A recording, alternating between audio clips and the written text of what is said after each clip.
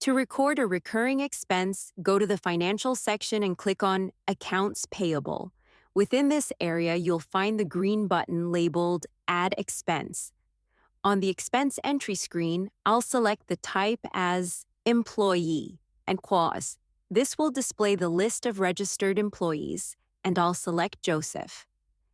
In the Categories field, under the Fixed Salaries section, I'll choose a subcategory I previously created called Joseph Salary.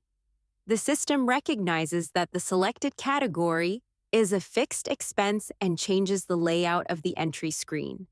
Now, I'll enter the description and the amount. If preferred, you can repeat this expense for the following months, which allows you to forecast fixed monthly expenses. After filling in the details, I click on Register.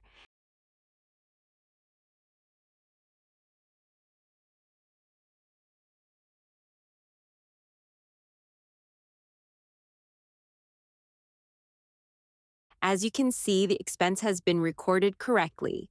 Now, I'll use the Employees filter and select only the expenses related to Joseph. In the Period field, I choose View All Expenses so I can see all entries for this employee individually.